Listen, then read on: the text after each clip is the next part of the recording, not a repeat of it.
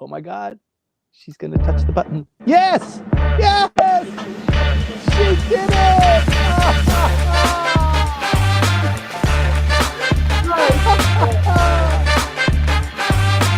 Woo! Here we go.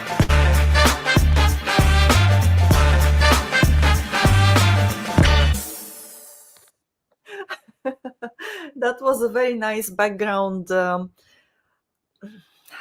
cheering. I came up with the right word. Good morning, Timothy, and good morning, everybody. Thank you for joining us in Clubhouse first. I believe that you're also watching us on YouTube and LinkedIn. It's a pleasure to have Timothy Langley with us for the 151st time here for Japanese Politics One-on-One. When he talks about the latest events in Japanese politics, also weaves insights about the economy, diplomacy, and other things happening right at the moment in Japan. So without any further ado, Timothy, I'm giving you the floor, and it's all on you. Yes. Thank you very much, Maya. And good morning, everybody. Welcome to December 31st, the last day of 2023. Thank you for spending your time with us on this last day. It's been a really, for 52 weeks this year, we have provided you insight and analysis on what's going on in Japanese politics. Our numbers have continued to grow. This last week, a week ago today, Maya calculated we had about 500 people throughout the week who have listened in or viewed the briefing. So I really want to tell you how much I personally appreciate your vote of confidence and your sticking to us, and Maya leaving her microphone all the time throughout these 52 weeks. And it's really encouraged us to continue to provide to you, deeper and more meaningful analysis. You'll notice that we've circulated the synopsis of last week's briefing. I've skipped a couple of weeks just because it's been incredibly busy at the close of the year, but I know there is a certain component that appreciates that. So when you see that, please, show some sort of appreciation by either commenting, liking, sharing. Sharing. We've got a lot of shares, like from Tom Logan and from Cristobal. These things really begin to proliferate the channel, and so we really appreciate that. Thank you very much for taking that extra step. And if you appreciate what we're doing, that's how you can tell us your level of appreciation. Speaking of appreciation, Prime Minister Fumio Kishida is not very much loved these days. The year is closing out for Japanese politics. The extraordinary diet session ended 2 weeks ago, and since then, the public prosecutors have been unleashed. And they have been really digging, turning over stones, and really grilling more than just diet secretaries or the financial accountants who are running some of the political factions, and even within the LDP itself. And they've really started to come up with pay dirt.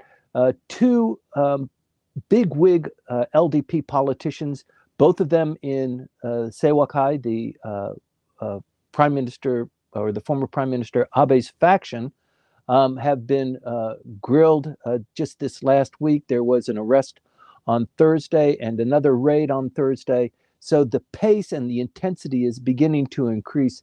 And I think within the next 2 or 3 weeks, you're going to see a lot more action going on there. We have predicted, if you've watched the impending collapse of the Abe faction upload at 23 minutes or so, Maya, the YouTube upload on the prediction between Dan Harada and I on the impending collapse of the Abe faction. Maya? You're on mute, though. Yes. Of course. 26 minutes. Yes. Okay, 26 minutes. And it's really compressed together. Maya, you did a great job on filming and kind of compiling that. So thank you for that. And we've gotten a really good reaction. What are the numbers like there? Can you share anything with us? Of course, we've got about 600 views already only on YouTube, but it's been viewed on LinkedIn as well about 500 times. So yes, we've got quite a few viewers there. Not only views, actually viewers, unique viewers, which is much better than the views itself. Yeah. Great. So thank you for that, Maya. I don't know if that was your encouragement that we did that, but the timing couldn't have been better. It maybe could have been a week earlier, but there is so much happening there. And I think Dan and I will get together again. We got such a great reaction, Maya, with doing this dual briefing with Dan Harada and me. I think that we'll do a follow-up in the new year that talks about the political calendar going forward. Well, I think that you should do that, and I'm going to repeat that to you a couple of times until you get there and actually do it. Okay. So if you're Prime Minister Kishida now, there are a couple of imperatives that you must pursue. You know, his numbers are still really low. They are well below the combined 50% when you join the approval rating of the LDP as a political party and the approval rate of the Prime Minister and his cabinet. When those numbers are combined and they are less than 50%, it spells real trouble for the current administration, and the Prime Minister is in that area. Depending on who you believe in, Gigi Press, Yomiuri, Nikkei, you know, probably 17% appreciation for the Prime Minister and his cabinet, and about 20% for the LDP. Those combined do not exceed 50%. And so we already know, we can sense that the Prime Minister is in deep trouble. These numbers are going to really hamper him as we move into the new year. So I think between now and when the diet starts, there's going to be a lot of realignment going on and a lot of news coming out. So today, I apologize. Most of my briefing is dedicated to what's going on really internal to Japanese politics with Mr. Kishida and with the Abe faction. There's a lot more going on. There's a lot more going on geopolitically, militarily. The budget was submitted by the various ministries. It is exceeding what the budget was proposed last year. This proposal now goes into the Diet. The Diet chews it up. They try and carve things out. They try and get little pork barrel projects going, and then they pass the budget in April. So what the Prime Minister has done is he has pushed off the start of the new Diet session. So the Diet session, in the Constitution, it says that the Diet must start in January and run for 160 days. And so the Prime Minister, it's up to the Prime Minister to set that agenda. And he has set January 26th, which is a Friday, and it's the last possible time of a kind of a good timing to be on a Friday to set it up. The next Friday already falls into February. It's beyond the constitutional mandate to start the Diet session in January. And the Prime Minister has pushed this date off to the last possible time. And what that has done is it gives the public prosecutors the maximum amount of time to quiz, to investigate, to arrest members of the parliament. And once the Diet starts, once the emperor crosses the moat and drives up to the driveway of the imperial parliament and opens the Diet on the 26th, that stops the prosecutors from arresting or questioning members of the parliament. They can still do it with their Diet staff. I think they've pretty much already done that. The guns are kind of already lined up. And so I think between now and the 26th, you're going to see a lot of political action going on. The curious thing here is that there are 6 major factions that comprise the LDP. Mr. Abe's the deceased Prime Minister Abe, his political faction is the largest, 99 members. And of the 6 factions, 5 of them have been identified as violating the Political Funds Control Act. And the biggest offender is the Abe faction, and probably Mr. Nikai, who is maybe the 3rd or the 4th largest faction, or the 4th largest faction. And he is under scrutiny because of the number of violations that they have dug up there. So please remember that during the Abe administration, Mr. Nikai was the Secretary General.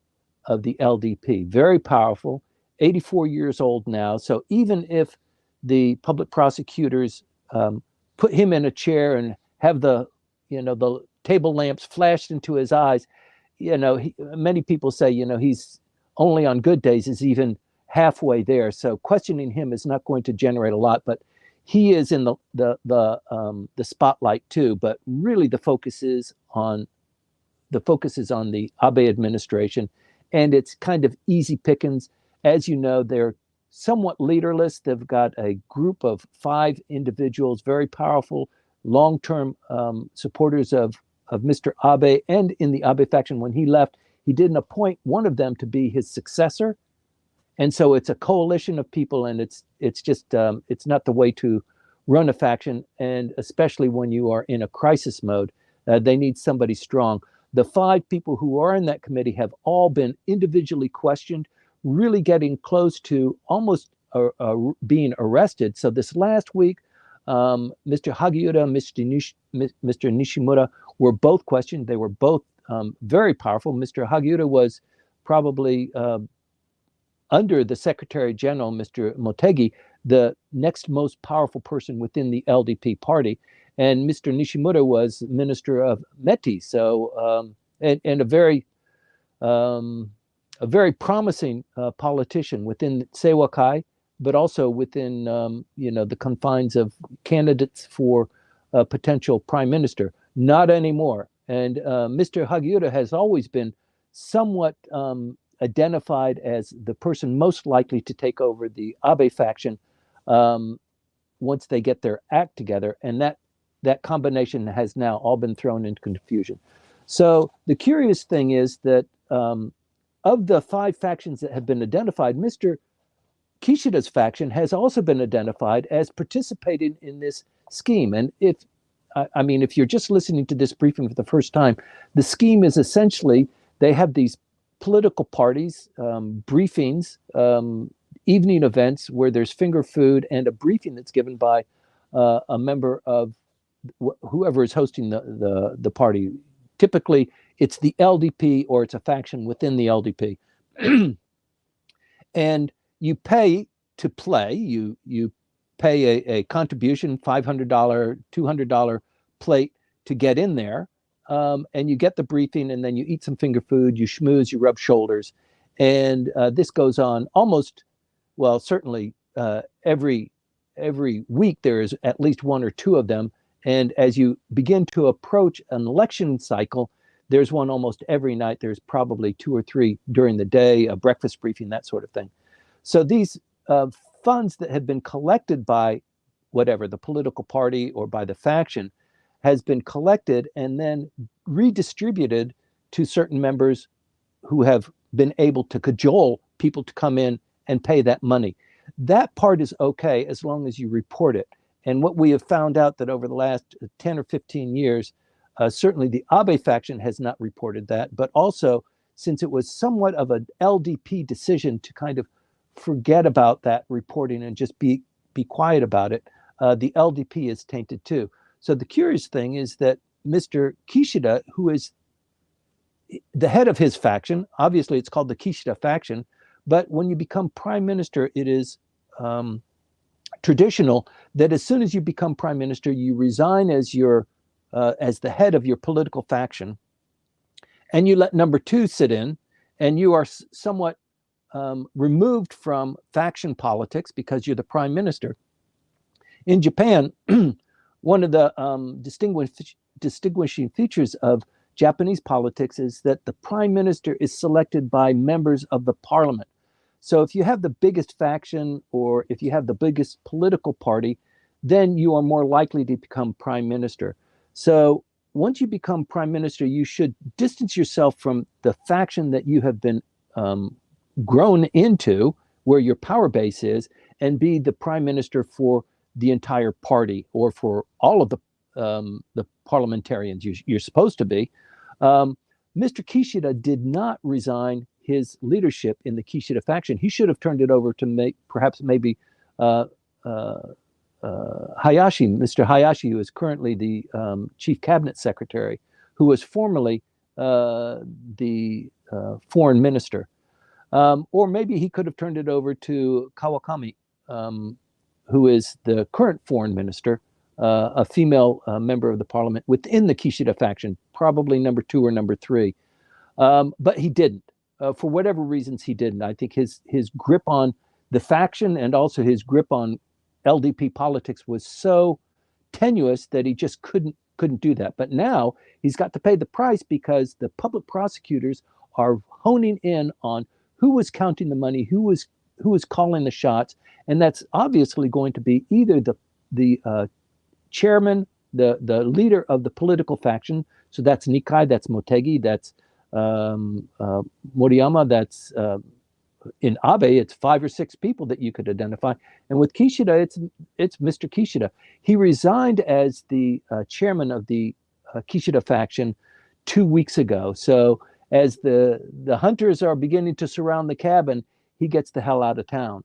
And so it doesn't look good for him. So the fact that he has pushed the date of the start of the new diet until the 26th, allowing the public prosecutors as much time as possible to complete their investigation, I think that there's probably a little bit of horse trading going on there. I'm going to give it to you. I'm going to give you this, but in exchange for that, please back off. So, just hit the Nikai faction and the Abe faction really hard, make an example out of them, pack the bus, under the bus, put all these bodies there that are from the Abe faction, maybe a couple from the Nikai faction, and let's just forget about this. And I think that's kind of the aroma that is beginning to come out now. So everybody's watching it very closely. Today is the last day of the year, so the public prosecutors will probably not take much action on Monday or Tuesday. The whole country's shut down, but you can believe that they've got public prosecutors from all over the nation working on this. They've got more than 50 in Tokyo now, sleeping in hotels and working overtime. So I think there is a bit of a revenge factor here.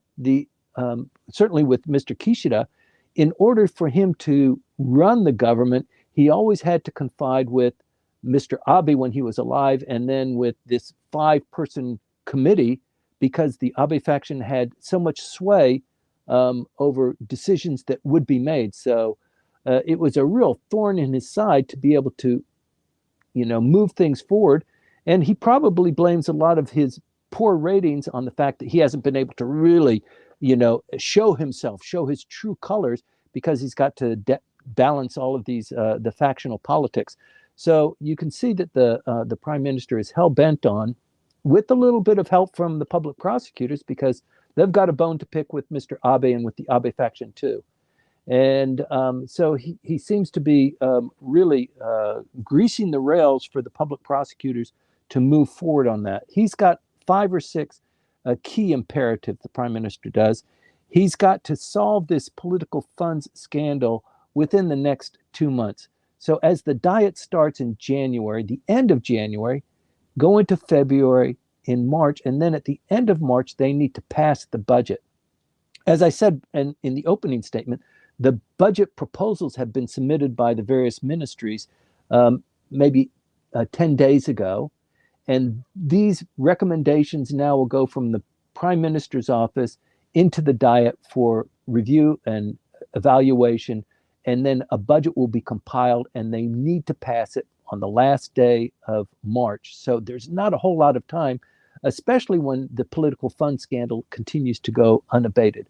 So you can expect over the next 3 weeks that there's going to be a lot of action there. You need to tune into this briefing every week, because there's going to be some significant, and I've got to tell you, and with Dan and I talked about this earlier, there has not been a scandal as impactful and as politically significant as the one that we're going through right now. So since we're in it, sometimes it's a little bit difficult to analyze and appreciate the weight of it.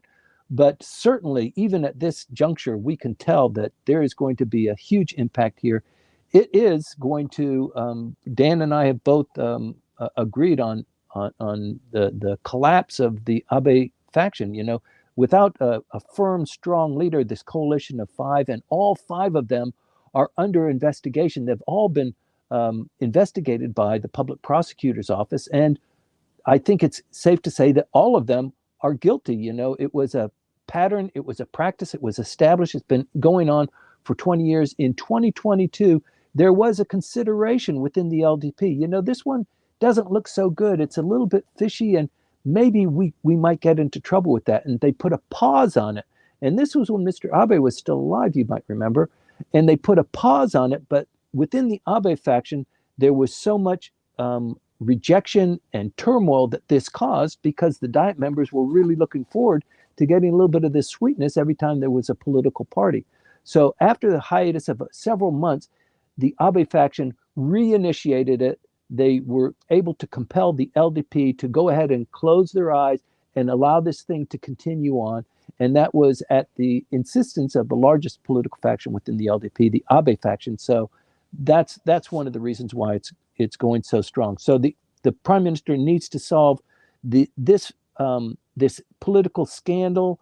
He's got to put it to bed. He's got to maybe tweak the Political Funds Control Act in certain ways, and hopefully move on to other issues. He's also got to increase wages. Now, he had a meeting with Khe Dan Ren just this last week, where he is compelling the members of Khe Dan Ren, you really need to increase wages. We've been trying to tap down inflation, and it's a difficult thing for us to do. It is probably 3.1% now. We're trying to get it at 2%. 2% is a healthy rate. They've been trying for 22 months now, and they've been unsuccessful. And I think the Bank of Japan governor, Mr. Ueda, is also concerned that unless wages increase, he's not going to be able to tap down the inflation. So there's a complex relationship with, if you increase the wages, it does, in fact, increase, it inflames inflation. But the working class now is not spending money. The number of people who have taken vacations, who have bought white products, washing machines, dryers, cars, those kind of home appliances as well, has decreased. And so this has been going on for 20 years. The yen closed out very hopefully at 141 the last day of the year on Friday. So it's better than it was 4 weeks ago, when it was almost at $151 to the yen. So the prime minister needs to get the companies to pay more wages, voluntarily increase their wages. And I think he's going to make inroads there. So the big companies, the large, multinational companies will increase their wages significantly. And hopefully the medium size and the smaller firms will follow in lockstep. But it's a challenge. U.S. Steel was just purchased by the Japanese steel maker. And this has raised eyebrows, too, for the amount of money that was paid to purchase a company like that. It requires a huge stockpiling of funds. So even for the steel makers, they have money. That most of the companies have money. They've just been stocking it away without distributing it to shareholders or to employees. And I think the prime minister is getting a little bit more hot on that. So he's got to increase wages.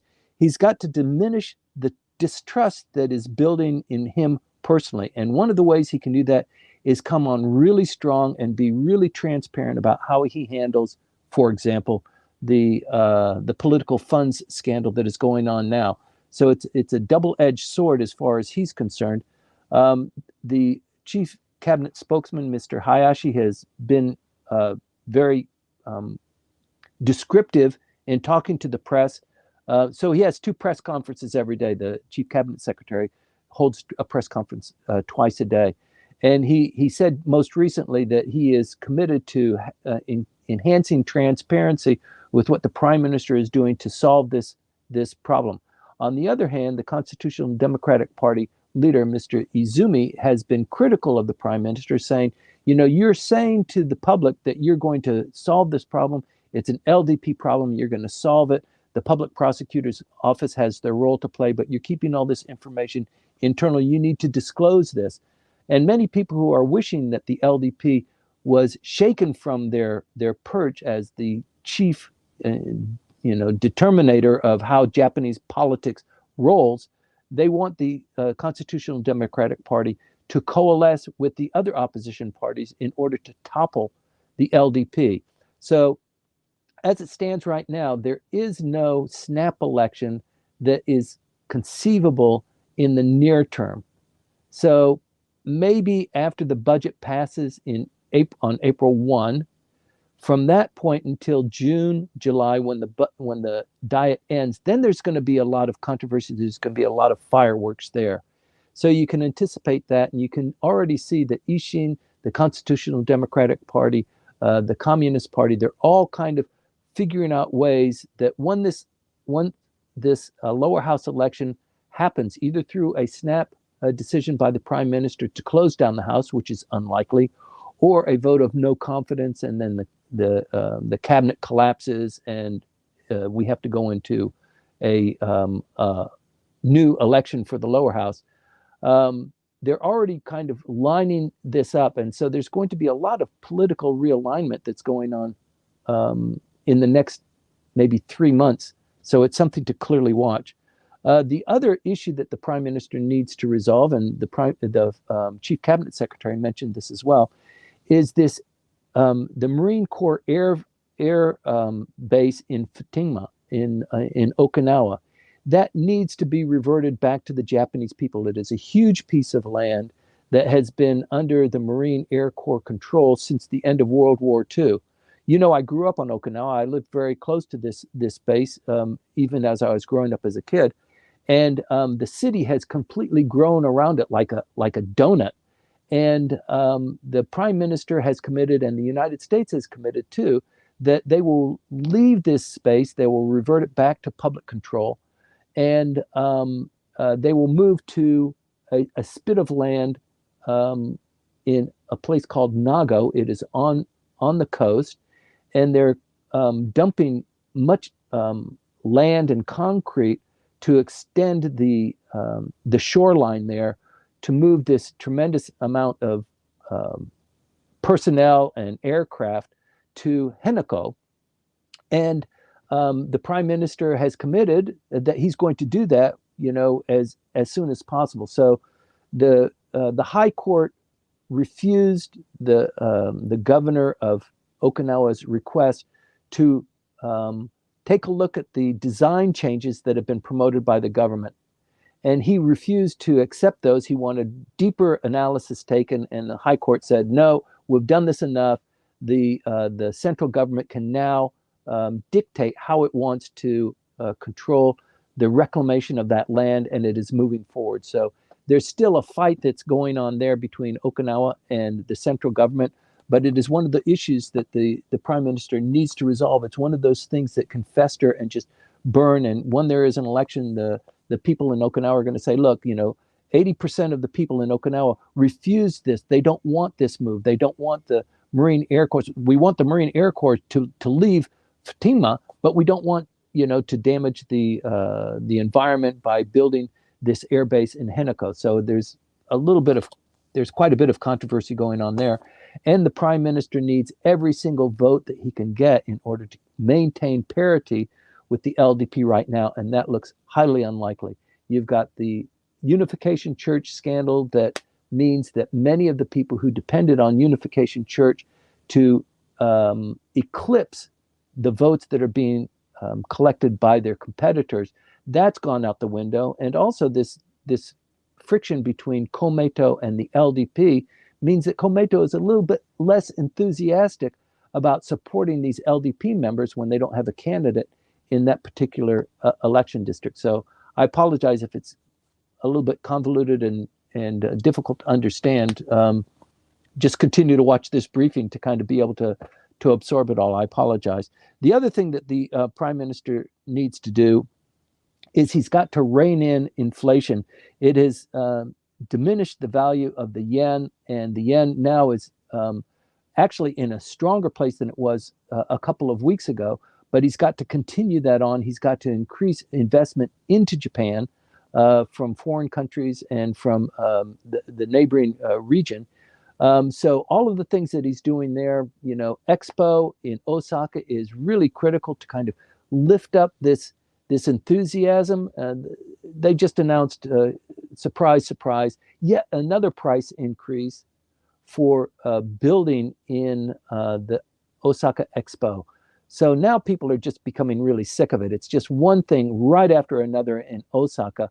And the Expo is supposed to be a generator of enthusiasm and bring many companies and countries to Japan, to Osaka, to marvel at the technology that is going on here. And also this construction site at the Expo is just next door to where the casino is going to be built as soon as they finish constructing the construction of the Expo. So there's a lot going on there. The Prime Minister needs to rein in inflation in a lot of different tricks with the Bank of Japan. It's just really a difficult row for him to hoe. So continue to watch that as we will. Let me get back into what's going on right now. So there are six big heavyweights who were personally investigated just this last week. All six of them belong to the Abe faction. And I'm just going to read their names because you've heard their names before, and their political positions are significant. And so this dynastism that is undergoing right now, it is really huge. So Mr. Nishimura was just investigated this last week. He was the minister of METI.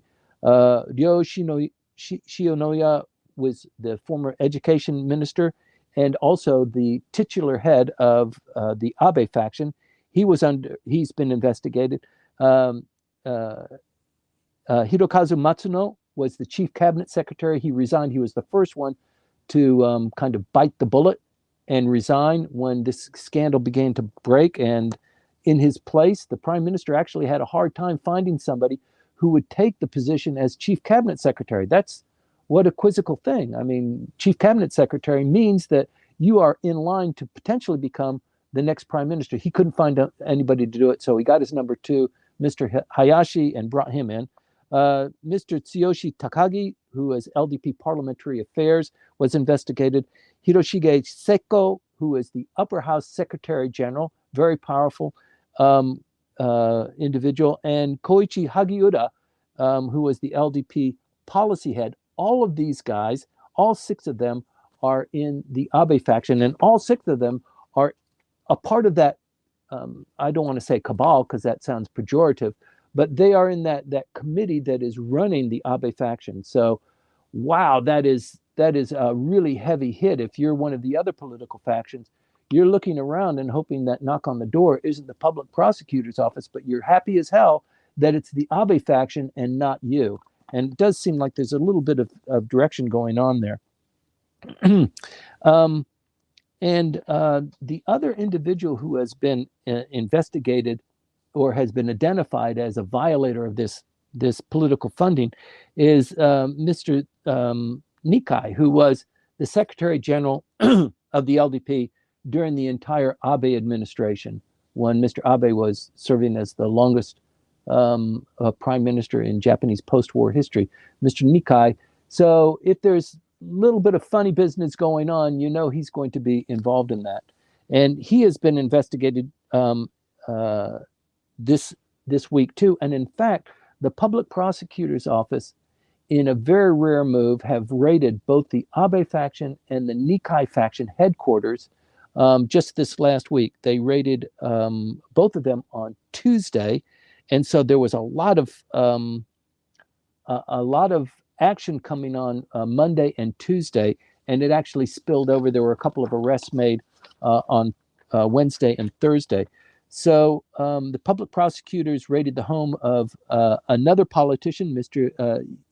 Yoshitake Ikeda, who is a four-time lower house member, 56 years old, from Nagoya. He was vice minister of education. They not only searched his diet office and his Nagoya office, but they also searched his shiksha, his what is it? It's like a residence since he's from outside of Tokyo, the government gives you a residence in Tokyo. They searched that residence that he has there.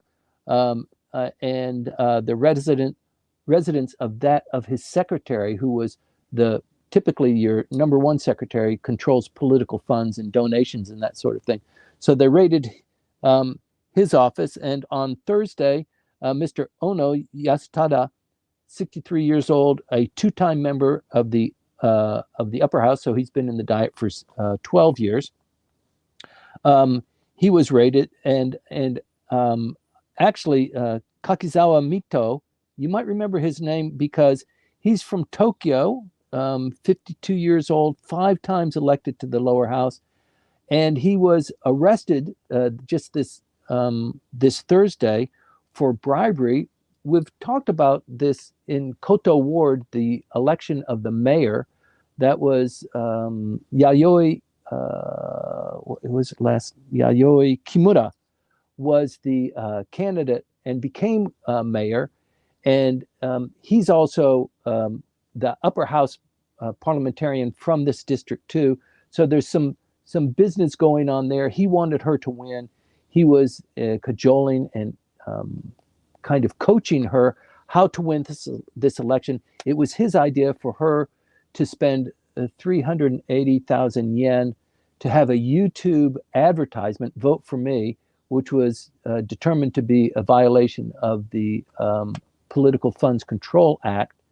And so she was called back, and the election was canceled, and they're going to have a by-election for the new mayor of Koto, but he was embroiled in that.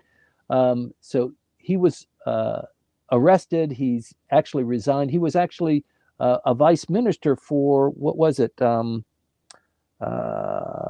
Finance, in fact. And so he's resigned from his party affiliation in the Abe faction, strangely enough, and also from the LDP. So, you know that there will be a by-election in April for the vacant house of the Speaker of the House, who died recently, Mr. Hosoda. And you can imagine that on April, I think it's April 16th or so, the by-elections will all happen on that one day. It's a Sunday. And it's not just going to be for Mr. Hosoda's seat. You can already tell that there are going to be several LDP members that are also going to give up their seats, and there'll be a by-election that will be on mid-April, right after the Diet passes the budget. So if there's going to be fireworks, you can expect it's going to be happening in April. There's a lot going on there. So just in closing up, I know I've gone a little bit long. There's a lot going on with the Japan export control of munitions and dual utility devices for offensive purposes. So as you know, the Article 9 of the Constitution forbids Japan to possess offensive capabilities. They can have defensive capabilities out the wazoo, but offensive capabilities they are restricted from. And this restriction also includes building and manufacturing for export offensive weapons. So there are some weapons that are defensive in nature, but weapons are weapons. Sometimes they can be used as an offensive weapon as well. So this line is being continually blurred as Japan signs agreement after agreement for reciprocal access. So we've had long time reciprocal access between the United States and Japan, and that's why Okinawa is so heavily dominated by U.S. forces. There's an agreement, the status of forces agreement between the United States and Japan for the United States to house and store and maintain foreign troops on Japanese soil. And that has been the exclusive right of the United States and Japan. And now there are several other reciprocal rights for Australia, for Britain, and for now the Philippines. It was just signed this last week. And this opens a huge Pandora's box of sharing resources, of exchanging and training soldiers, for example, in the Philippines, or having Filipino soldiers stationed in Japan, sharing resources, that sort of thing. And the blurring of the line doesn't stop there. It is also with, for example, the Patriot missiles. So many of the Patriot missiles are being manufactured here in Japan using IP from the United States. And now Japan is becoming a manufacturer of these Patriot missiles being built in Japan and exported to the United States as finished product. This is clearly a violation of Article 9 of the Constitution. So there's a lot of that stuff going on. And I think it's being pushed so quickly. The defense budget this year is, once again, it's 70 billion yen. It exceeds the record-breaking defense budget of last year, which I think was 6.3. So this incremental march forward towards, even more clear and obvious violations of Article 9. The administration, the prime minister, the Japanese people, at some point in time have to confront that, the discrepancy between what it says in the Constitution and what is actually being happening in real time. I'm not taking an issue one way or the other here. I'm just explaining to you that this issue is really starting to come to a head.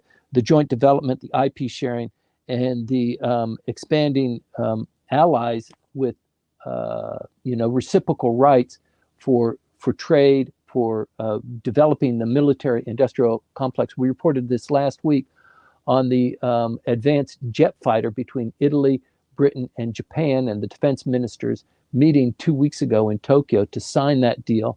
So there's a lot going on there. I'm sorry I don't have a whole lot of time to discuss that. Maybe we can get into that into the Q&A. Maya, I apologize for going a little bit over and talking a little bit maybe too myopically about what's going on inside baseball of Japanese politics. But for the real Japan hands, I know you can follow it. And for those of you who are becoming interested in Japanese politics, just stay tuned. Eventually, it'll all make sense, and all of the things that we're talking about will be connected. So thanks for tuning in, and also thank you for sharing this podcast with your friends and people who you know who are also interested in what's going on in Japan. Maya?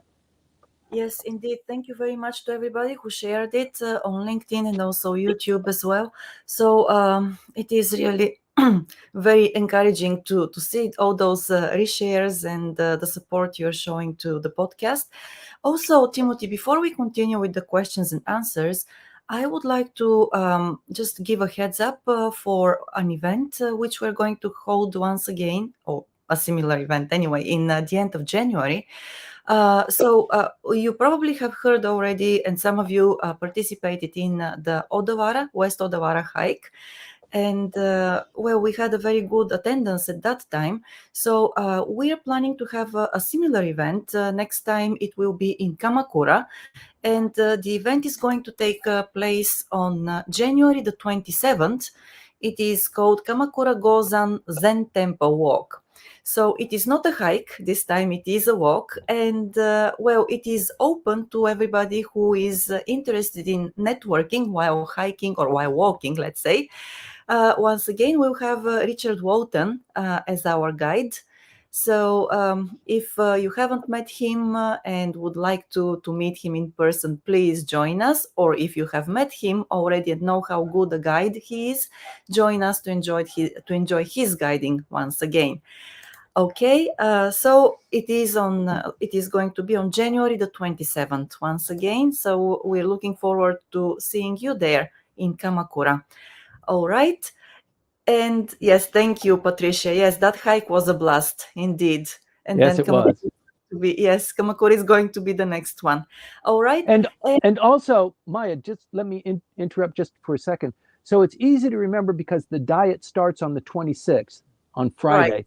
And we take this Kamakura trek on Saturday. But also, we have been doing this show for 151 episodes, and we're coming up to the 3-year anniversary. Is it around that time, too, that we're going to have the 3-year anniversary of Japanese politics?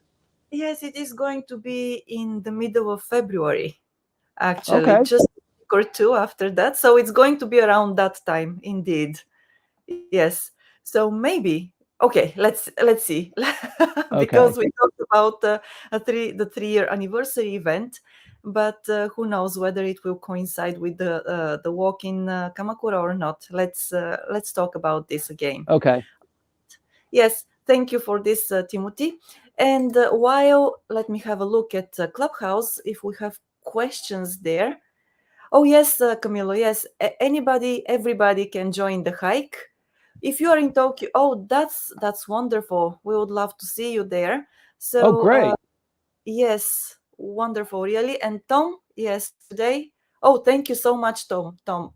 Timothy, this is for you from Tom Logan. Best briefing program this year, but they've all been good. Thank you, Tom. Okay. Thank you so very much. Really, I wrote it on LinkedIn, but coming from an expert like you, it really means a lot to me, and I'm sure that it means a lot to Timothy as well. It does. So thank you for your support, indeed. Yes, Camilo, I will send you the link for the registration. It's just a formal registration so that we need track of how many people have joined, because there is a limit to the number of spots. We have 30 spots available at the moment, because more than that is, well, the tour becomes really difficult to, to guide and organize on spot and so on. Great.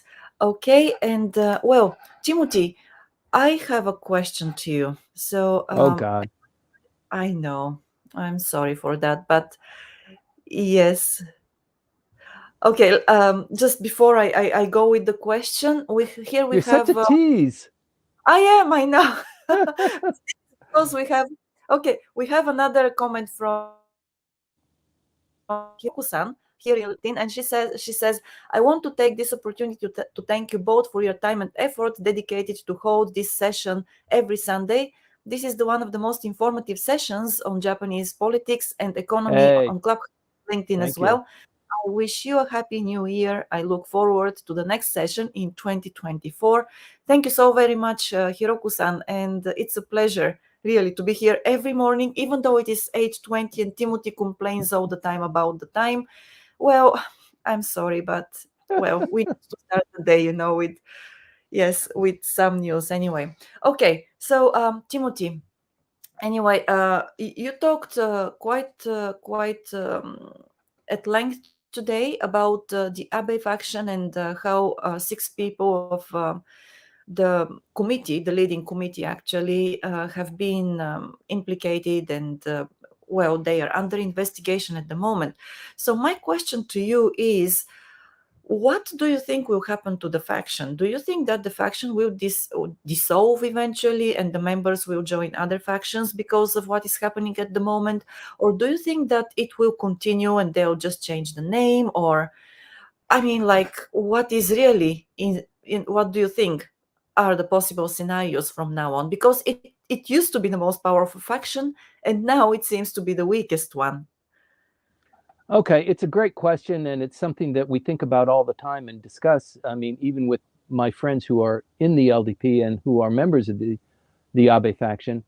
The most likely scenario is that after Mr. Abe, the faction was doomed without a strong replacement leader, and they never got there. They continued to fight with each other. They kicked out a couple of people who were very influential because of their affiliations with the Unification Church. So they kind of had their mini purge there. And then people who were also implicated in the Unification Church somehow were able to keep their positions. So they went through a culling there, a bloodletting, but still no one individual rose to the task of taking complete leadership. So with the largest faction there, it is extremely difficult without the power of personality that Mr. Abe had, which means a lot of this too. So they've been held together by this acknowledgement that at least with numbers, 99 members, compared to the second biggest or the third biggest, combined don't even achieve 99 members. So just having the power there has value in itself, and maybe we can solve our internal problems with the leadership as we muddle forward. And so I think the likelihood of them surviving in that kind of vacuum is very, very small. But not only that, with the investigation coming with each of the members of that steering committee, it's just it's just untenable. So the most likely scenario is that it will break off into several different new factions or political groupings. So you might have one grouping that is just the members of the upper house, and they distance themselves from the Abe faction. They say, it was mostly the lower house that was getting this, and the upper house, we have more stability, and we're for 6-year terms, and whatever kind of distinction they can make. And then there is a large component, more than 50% of the Abe faction are new members. They've been in the Diet less than 3 election cycles. So they're maybe their first election cycle or their second election cycle. The ones who have been in there 3 times are considered to be Abe children. And so they've been in 3 times, but they relied heavily on the power and the prestige of Mr. Abe because they became political Diet members. They became Diet members as a consequence of their relationship with Mr. Abe. So the first year and the second year, first term and second term members are the ones that are most likely going to bolt, and that's 50% of the Abe faction right there. Many of them will just become independents. And as we see right now, you don't need to belong to a political faction in order to become a member of the cabinet. So there are 3 members of the current cabinet, 4 right now, who have no political affiliation with a faction. They're independents. And actually, the appreciation of them having an independence rather than an affiliation with a faction is higher now. The prime minister had a hard time finding somebody to replace all of the people he was kicking out from the Abe faction because he wanted them to be without a faction. And so if you're a political person, you're strong, you're collecting a lot of people who aspire to follow you, members of the parliament, it requires money that you can dole out and you can help them with their election campaigns. And if you're not part of a faction, that's a really hard thing to do. So these independents now are really beginning to rise up in popularity, at least with Mr. Kishida. But they're not the ones that have, the most political punch behind them. So I think that the numbers of independents will grow. I think there are, within the LDP, there are 70 or so members who are independent of any political faction affiliation. And I think that will grow, and I think there will probably be split up to 4 or 5 different factions. One of them remaining will be the Seiwakai. It won't be called the Abe faction for sure anymore, but it will be probably led by the grandson of the founder of Seiwakai, Mr. Fukuda, who is a 3-term member of the lower house. So that's a likely scenario there too. But I think we're just waiting for that next shoe to fall. And when the next shoe falls, it's not going to be just one shoe. It's going to be the whole closet. And it will happen before the 26th of January. There will be a lot of action. There'll be some arrests. There'll be some resignations from the LDP, from the various factions. And it will be I believe it'll be a real bloodletting. Then the Diet will start, and hopefully the prime minister will be able to quell things, pass under an expedited fashion some revision of the political funds control, and hopefully sweep that under the table so that he can focus on passing the budget. Right, and we have also seen how this fallout, let's say, has helped Mr. Kishida somehow, has elevated his standing, even though probably marginally at this point of time. Do you think that, he's dealing with this scandal in a firm manner is going to help him in the long term? And when I say in the long term, it is a very relative term, because what I mean is, right, the long term, let's say up until the next general election. Do you think that this will help him by that time? Yeah, I think he's always been criticized as being vacillating. He talks a big talk, but when it comes time to put the rubber to the road, he's a little bit less enthusiastic about implementing the voice that he's put to the words. So he talks a big talk, but in terms of implementing, and part of the implementation problem is that he has to deal with the 99 members of the Abe faction in order to put implementation through. So part of this is maybe unfair to criticize Mr. Kishida for his lack of being able to push things through. But I think it is part of a personality trait. And so I think he wants to display to people he's taking charge, he's being decisive. And the funny thing is that he's being decisive as long as it involves the Abe faction. So they're really going great guns at the Abe faction. And I think you're going to see a lot of this cooperation between the Prime Minister's office and the Public Prosecutor's office. I think they're hell-bent on getting, some payback from what the public prosecutors remember as being under the thumb of Mr. Abe during a couple of the scandals that he was suffering through. So there's a payback not just from Mr. Kishida, but also from the public prosecutor's office, and also from other people within the LDP who have been in the backseat because the Abe faction has been so dominant and really jamming other factions from, being able to exercise leadership or to collect more members into their faction, that sort of thing. So even on this program, if there's a faction change, if somebody joins one of the factions, we report it here because it's so big. Even the number of one member leaving or joining one of the political factions, we typically report on it because it is so big. It has such a big impact. So you're going to see a lot of that going on in the next couple of weeks. Right. Okay. Thank you for that. And Yuka, I think that I saw you raise your hand, and I'm not sure whether. Well, anyway, I kept waiting. What? Yeah, and I think Cam, and then Cam has a question on Article 9, and then also Tom had some Kakizawa-san question. Yes. So yes. Go ahead. Yes. Okay, thank you. So we have, a question from Camilo. Do you see Article 9 being amended, and what would be the process? Timothy, your thoughts on this?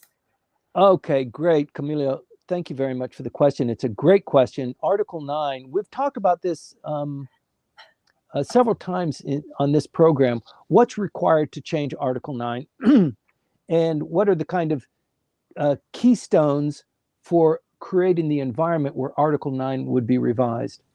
And just technically speaking, if Article 9 is going to, and Article 9, there's a committee on revising the Constitution.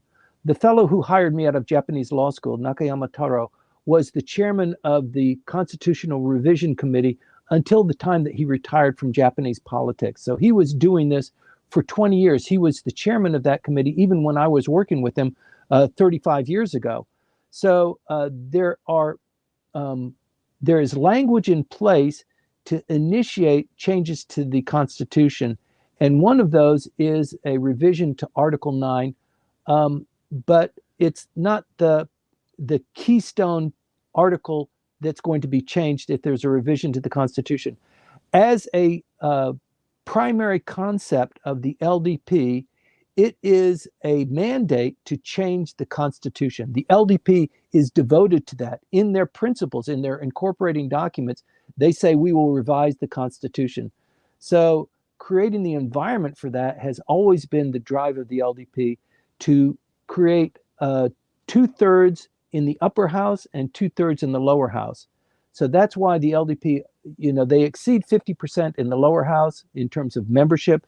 They exceed 50% membership in the upper house, and they have a coalition with Komeito that allows them to exceed or approach the 2/3 in the lower house, but not yet in the upper house. And in order to pass a referendum, and the reason why the LDP is hell-bent on getting this 2/3, one way or the other, let's make a coalition with somebody else. It's not just 50%. 50% is not enough. We need 2/3. And if you have 50% or even approaching 2/3, then you get committee chair positions. You get to really drive, how bills are supplemented and how they're pushed through the diet process.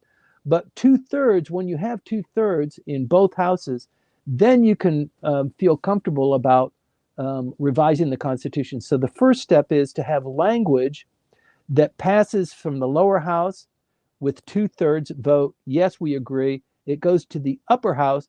2/3 of the upper house members vote, yes, we agree with this revision to the Constitution. The third step is that this referendum is offered to the voters of Japan. So there is a period of time where it is a referendum, it is offered. Japanese people in the voting category vote for the referendum. And if it's a low voter turnout or high voter turnout, it doesn't matter. As long as 51% of the people vote for that referendum that was supported by both houses of the Diet, 2/3, then that referendum will pass and it will become law and the Constitution will change. So the Constitution, as you know, because you asked the question, I know this is curious to you, and it is for a lot of people who are listening in on this briefing. The Constitution has never been changed since the GHQ implemented the Japanese Constitution at 4 years after the end of the war. The Constitution has remained unchanged. In diplomatic, constitutional history of the post World War I, there has been no constitution that has survived 70 years without revision. Only the Japanese Constitution. So when they go forward to revise the Constitution, they're probably not going to touch Article 9. What they want to do is they want to break the taboo of revising the Constitution. So it'll be something rather innocuous. It'll be, 2 or 3 articles that are revised very lightly. And once they break that mold and they have 2/3 and 2/3, and then 51% of the Japanese population vote for it, once they do that, then you can anticipate that the next year there will be another revision to the Constitution. And then all of a sudden, this flood of revising the Constitution, because there's a significant component of Japanese people and members of the parliament who want to revise the Constitution. They actually whole hog. They want to get rid of the current Constitution and they want to have a Japanese Constitution. That's probably further down the road. I think with the current Constitution that we have now, it will be revised again and again and again. And then eventually maybe the Japanese will, foment their own brand new Constitution without the influence of the United States. So that's a long-winded answer, but I hope it gives you a little bit of a sense of the difficulty and the steps that need to be taken. But thanks for the question. Thank you, Timothy. Well, I'll continue with the questions in Clubhouse. So, and then on LinkedIn, because we have a couple of requests from Rumiko on LinkedIn. Just, from Camilo, fascinating insights. Thank you. And then we have this from Tom Logan, who is mentioning Mr. Kakizawa. So he says Kakizawa-san, who was referred today, is he related, or maybe yes. this is he's the son. Kakizawa, who is the long-time former LDP legislator. Yes, he is. And so for old hands like us, Tom, we both know the old man, the father, who was very famous, very influential, spoke beautiful English, and his son came in and took over as his father began to retire. But that's his son, unfortunately. Right. Unfortunately. Okay. So let's, I'm not going to comment about this. Okay. So now let me have a look at the questions of, Rumiko on LinkedIn. I'll read them out. Questions, and the fun reads, what is the length of each military agreement among other countries, the US, UK, Australia, the Philippines, and others? if there is any? Okay, that's a great question. With regard to the status of forces, that was passed. You'll remember that there were great riots throughout Japan, Tokyo University, the burning of buildings and that sort of thing. I mean, it was a huge deal for the status of a forces agreement when it was first initiated. And I think it is, I'm not quite sure that it is self-replicating, but the Diet needs to repass it, and it's probably on a 10-year cycle, but I'm not sure. With the other ones, the new ones, I think it is self-replicating, but it needs to be passed by the Diet under the same terms and conditions. It would be passed, and I think it would probably be, maybe a 5 or a 10-year term, because, these kind of reciprocal agreements, they're very costly. It involves a lot of moving parts. So it's not something that's going to be under revision on an annual basis, but probably 5 years, 10 years, I'm not quite sure. But the pace of having all of these reciprocal access agreements is just astounding. If we had talked about this 3 years ago, people would say, hell no, Japan is not going to allow that. The Constitution will not allow that. And just because the United States was able to squeeze out that kind of reciprocal access and then just kind of took over, the land in Okinawa, 70% of all U.S. forces are stationed in Okinawa, just because they were able to get away with it, because they were the victors of World War II and they occupied Japan. But nobody else is going to be able to squeeze that out. But it has happened. And I think it is a reflection of this greater mass of like-minded countries under the direction of the United States to confront and be a kind of a wall to deter China from moving on Taiwan. And should they move on Taiwan, then that means the shipping here throughout the South China Seas and the Yellow Sea, the Japan Sea, up through Hokkaido, would all be impacted. It would impact world trade. It would cause a huge depression, and I think that is the forces that are at play here. Okay, thank you. And there is a related question on YouTube before I continue with the other questions from Romiko, but on YouTube from somebody who has a handle name Cara Dick Cheney there. And so that person says, is there another way to address the real threat from some of Japan's neighbors? So when you're talking about the real threat from Japan's neighbors, you're obviously talking about North Korea and China, and in particular North Korea. North Korea, and then Kara wrote a different way apart from changing the constitution. So obviously changing the constitution is one of the ways to address the threat. Yeah, I think what we're doing right now is the answer to that question. We're just ignoring Article 9. We're just going forward anyway. We're breaching past the restrictions of dual use. There are 5 categories where you can export arms if it's in rescue, or if it's search and rescue, if it's for mining operations, for determining or destroying mines. There are another 3 categories that you can do that, and I think they've just begun to expand this definition of what is in fact search and rescue, or assisting allies in time of their attack. Even if you might put yourself in danger. So there's a steady march that's going forward.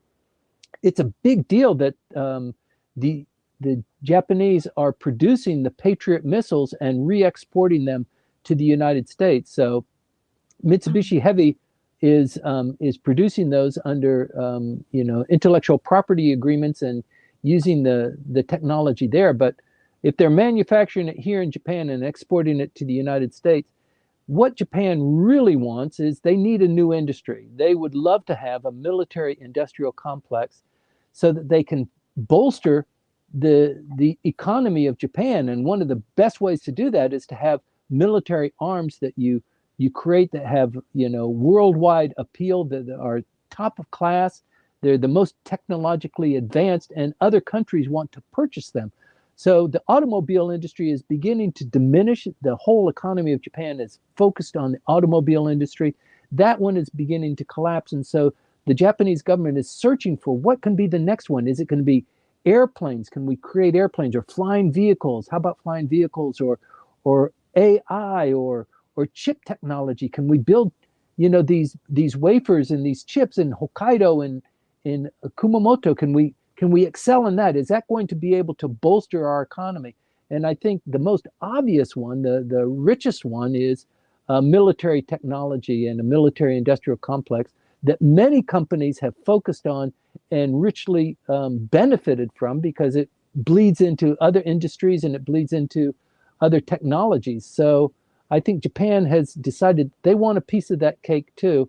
And the restrictions of Article 9 really restrict that. And I think they're just blowing through it. And not many people are being that critical of it. They're not wagging their finger at the prime minister saying, Article 9 specifically prohibits this. You don't see much of that. But I think that that's an outgrowth of the effectiveness of Mr. Abe in consolidating how information is distributed and how the public receives information, and how access to information is tightly restricted, and how the population reacts to it. So you can see this in all sorts of facets of Japanese culture and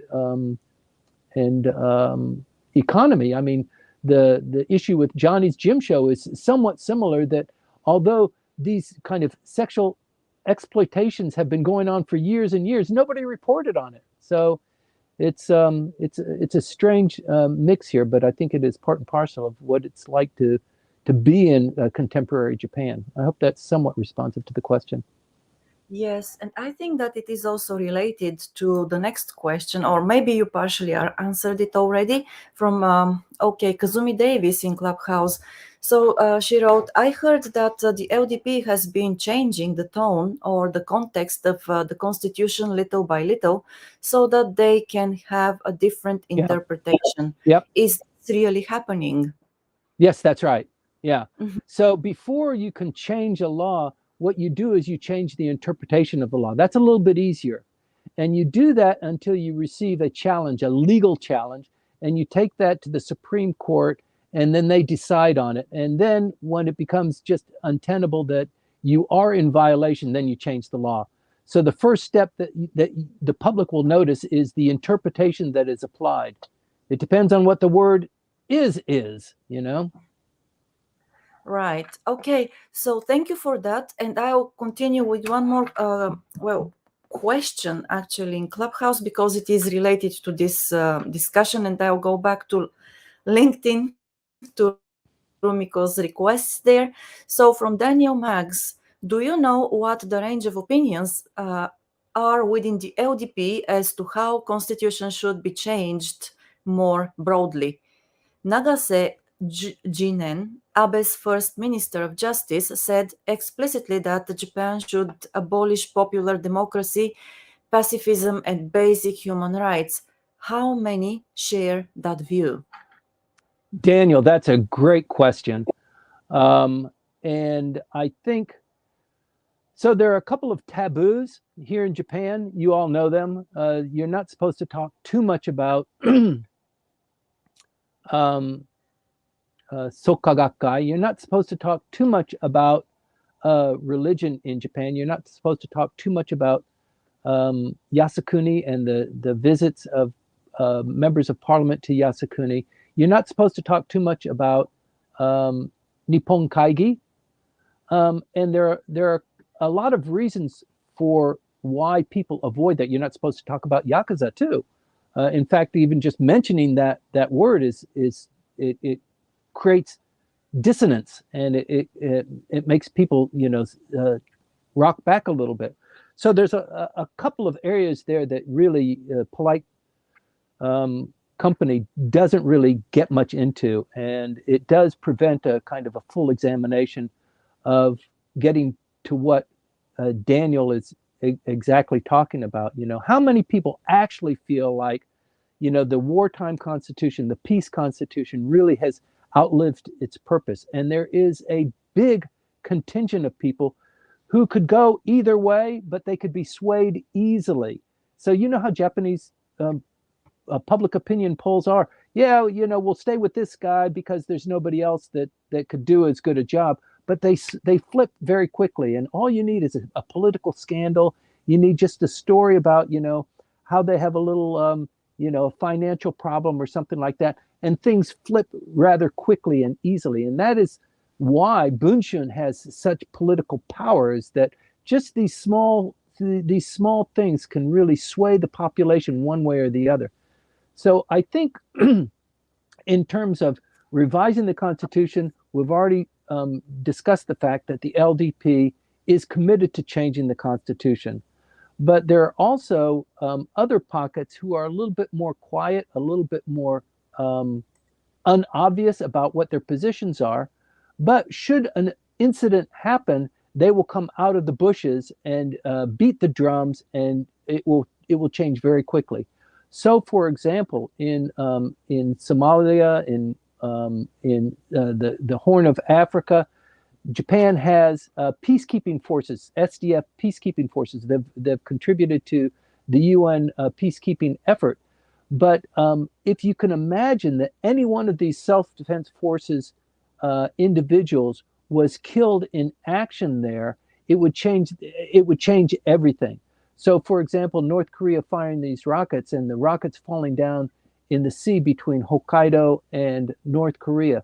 Should there be a fisherman or even a self-defense forces soldier that was killed in a kind of line of action, the Japanese would just go crazy about that. I mean, even the Osprey that crashed near Kumamoto maybe 8 weeks ago, and everybody died in that crash. Not a single one was a Japanese national, but still it created a huge problem for Japan and the United States. If there were self-defense forces, a Japanese national that was injured or killed as a consequence of that, the whole thing would change. So I think that is one of the delicacies, even though Japan wants to contribute and be seen as an active participant. Should somebody be killed or severely injured as a consequence of a conflict that they're participating in, the Japanese population just would not tolerate it, and the whole dynamic would change very quickly. So I think in terms of changing the Constitution, there needs to be some sort of a critical element, some activant, some kind of incident that happens, and then all hell breaks loose and people come up in arms and they want to resolve it. And there's just a lot of pent-up frustration in how the post-war dynamic has continued, even in light of changes in technology or in geopolitics. I think there's just a huge level of frustration that's not really on the surface, but it's very close to it. So I think that's what's necessary there, Daniel, that if there's some sort of an activant, you're going to see change rapidly occurring. Okay, well, thank you very much for that, Timothy. And well, Mario, thank you very much for staying with us until now, and Happy New Year to you too. Okay, and then there is another thing. Okay, I'm going back to LinkedIn now with the next question by Rumiko. And it is, as for the violation, the political scandal, if the investigation succeeded, would the penalty or related tax be utilized for governmental funds?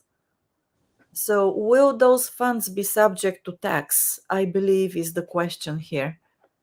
Okay, so one of the parliamentarians who was investigated just this last week, he revised his political submission in early December. The scandal was beginning to break, and he revised his report saying, "I received political funds, and I forgot to report them." And he reported quite a bit, more than 5 million, or was it 5 more than 5 million yen that he had received and revised.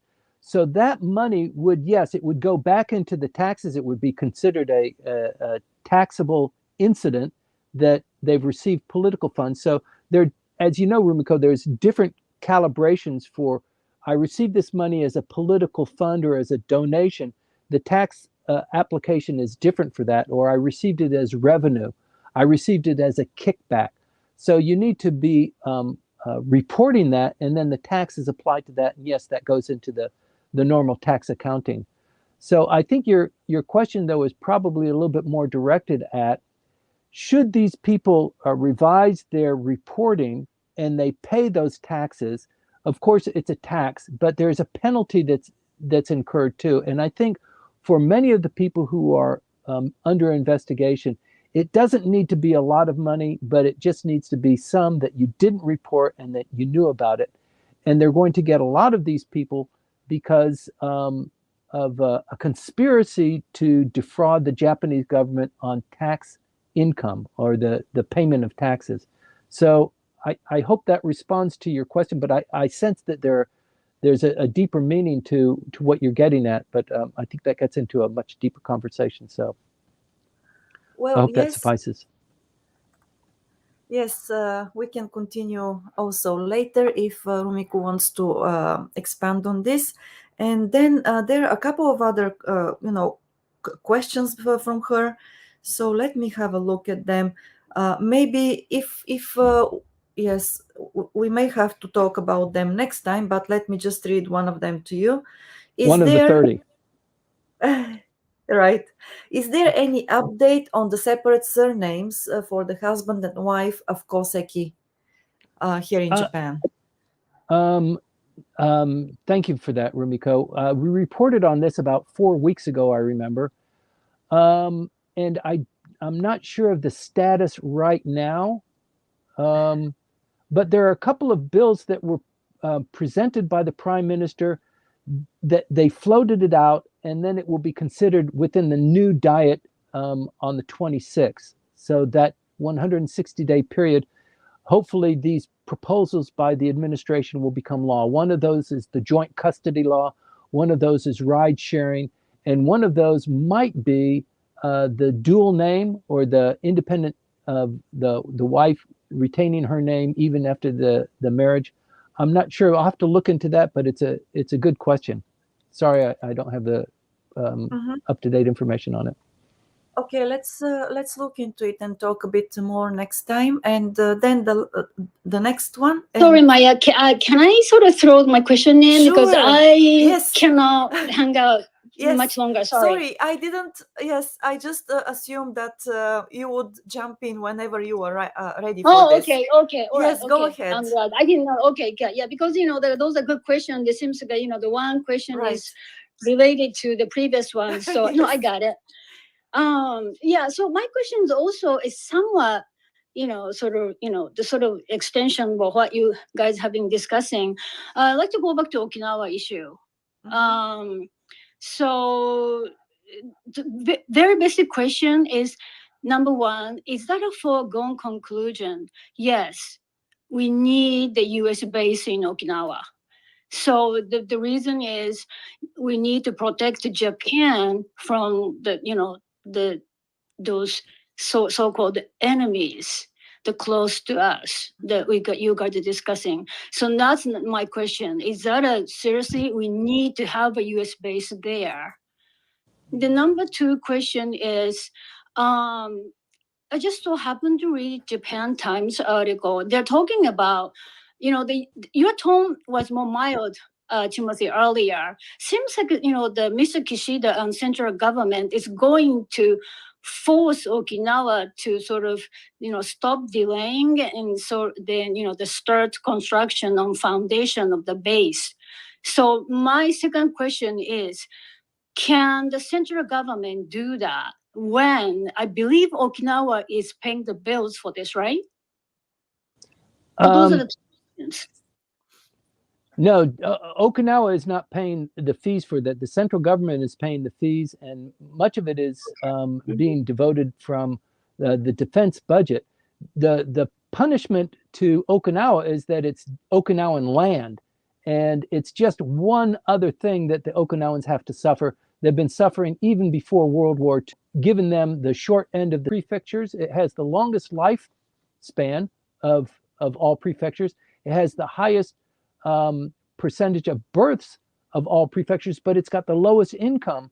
And it's hosting 70%, 80% of all U.S. military forces in Okinawa. And so what the hell? What's the benefit to us? What do we get out of this?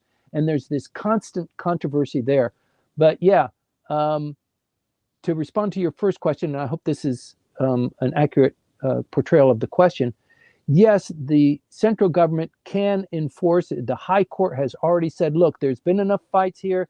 Okinawa, you have exhausted all remedies to prevent the central government from allowing the U.S. military to expand this land under agreement we've had between the United States and Japan. Okinawa, you are the recipient of that. You are somewhat of the beneficiary, but you don't have you can no longer participate in how this is going to be done. You've exhausted that. So the central government has carte blanche now moving forward. So yeah, Denny Tamaki is up in arms about it, and he has already said, I don't accept it. I will fight it. I will continue to fight it because the Okinawan people refuse to accept this. This is another heavy-handed example of the central government just abusing the Okinawans and just walking away scot-free. What the hell? What gives to us? Yeah, and since we always Okinawans, like you said, their sort of interests are always secondary to the sort of Japan mainland. But anyway, so is that really that we really do need to have a base in Okinawa? Okay, that's much more of a philosophical question, but I think geopolitically, everybody with a military background understands that Okinawa is the keystone for the Pacific. It sits at a very sensitive geopolitical spot. Guam does not. Guam is a little bit too far away. Okinawa, it's already well developed. Throughout the entire Vietnam War, they've had well-developed airstrips and facilities and arms depots and personnel and the forward stationing of forces. So there's no place like Okinawa in the world. It just doesn't exist. So yeah. Got it. Thank you. And I was wondering about that. So just briefly, so what had led to this relocation talk to begin with?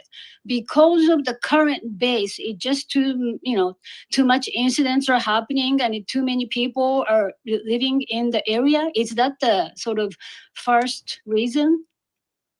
No, it's a little bit more complicated than that. So when I was living in Okinawa, growing up as a kid, I left Okinawa in 1969. And at that point in time, Okinawa belonged to the United States. It was a protectorate. The entire island, all of the islands comprising the Ryukyu Islands belonged to the United States. If you were an Okinawan, you needed a passport to go to Tokyo. And the money that was used in Okinawa was the US dollar. And you drove on the wrong side of the road because that's what they did in the United States. Richard Nixon returned Okinawa to Japan in 1973. And under the terms of that referendum, or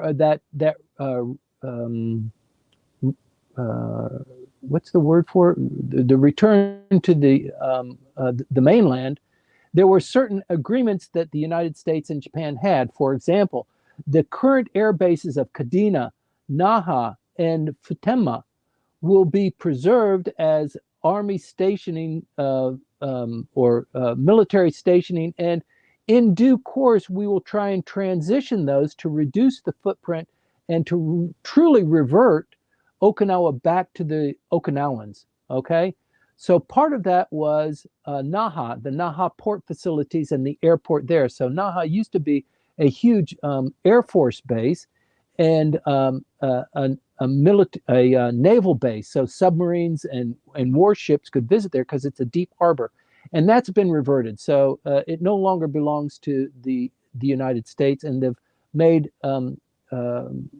arrangements for other places, including parts of Naha too. Kadena is now still a huge Air Force base, but Futenma is the Marines Air Corps Station, and it's a huge place. It was a staging place for Vietnam directed soldiers who were going to Vietnam. It was, mostly the Marines that were fighting in Vietnam. And so Futenma was a big, bustling beehive of activity. And so under the terms of the agreement of the United States to reduce this footprint, there was a great push to kind of consider, let's push it to Guam. Let's dedicate Guam, because Guam is a protectorate of the United States. Guam is, controlled by the United States, unlike Okinawa. And there was a push there, but like related to your second question, is really Okinawa critical? They came to the conclusion that Guam doesn't satisfy the requirements that Okinawa does. We need Okinawa. We need to stay with Okinawa. And then you might remember that that ridiculous comment that was made in the House. I know Tom Logan is listening in. He's going to laugh. Where one of the members of the House of Representatives said, if we move those soldiers there, Guam is just going to tip over. It's going to be top heavy, and the whole island's going to tip over. So that was pretty funny. Guam is not going to tip over if all of the soldiers move from Okinawa to Guam.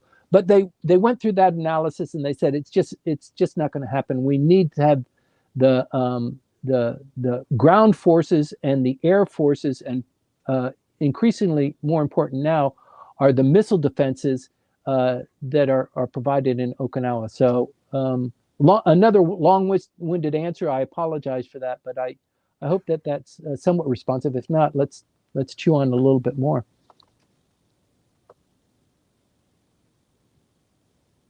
Deathly silence.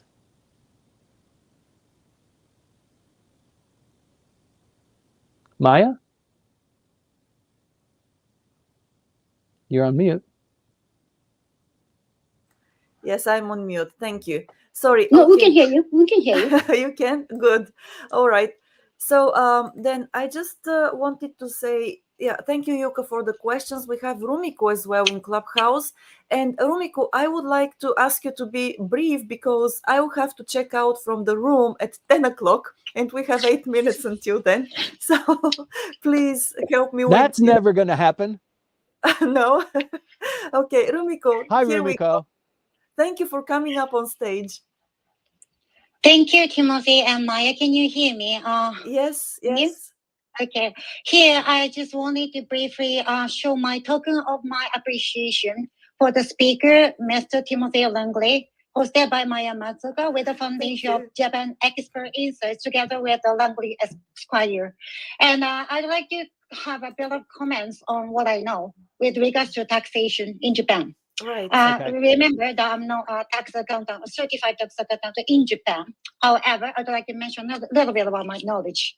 Okay, first thing about the entaise, which is like a sort of like a delayed tax filing issue that could be categorized under the entaise, which is in English the equivalent. Delinquent tax. That could be yearly ratio is 14.6% yearly. Okay, could be calculated by daily, 365 days. Okay, that is a delay portion. If basically you tell a lie, quote unquote, that is under the category of juka sanze. In English, it is called heavy additional tax. Oh. Normally, the percentage is 35%. However, it could be up to 40% on top of the normal taxation, no matter whether it is like income tax or whatever. And this is not called as a double taxation or triple taxation, quarter taxation or anything. It's totally legitimate.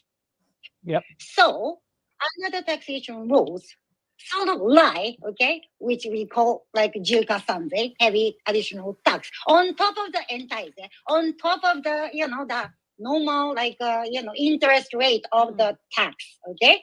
Yeah. So, which is quite a lot of funds. Right. So, I don't know what about the legitimate system. However, as sort of like used to be hopefully finance professional internationally, I'd like to kindly remind you all that, please pay your do not taxes. tell you that, no lies. Yes, pretexts, but nicely, and we can play around a little bit, of course, all the way, but not like dizzy, kind of like lie or, kind of thing. Decently. They will understand the logic, and they have ears to listen. It's just like, you cannot just try to, beat around the bush and tell stuff and to get away. No way. They will know. Yeah. That's all. Thank you, everything and everybody. And my, again, deep appreciation to Timothy and Maya. Thank you. That's it. Thank you, everybody. Have thank a you, good Rumiko. year. Thank you, Rumiko. Yes. Okay. Thank you very much for the details as always. And with this, it looks like, so Rumiko, I know that you have one more question on LinkedIn, but let us look into it next time so that, well. No problem, Maya. We have to have a year-end party, right? Yes, we should, absolutely. And Shinrankai as well. Yes. Okay. Well, with this, please allow me to wrap up and say thank you very much for being with us this year again, to everybody who has joined us either every week or regularly on a regular basis. We have been happy to deliver the news to you, especially Timothy has been very happy to do that because, yes, the stage fever, is such a, Timothy, you can help me with the words here. Anyway, so we will continue in the next year as well. So in January, the first Sunday of January, we'll be here once again at 8:20. Please join us again if your time allows you to do that. And of course, if you have questions, comments, or even, some ideas, suggestions for about what we can do better and how we can improve this podcast, do not hesitate to let us know.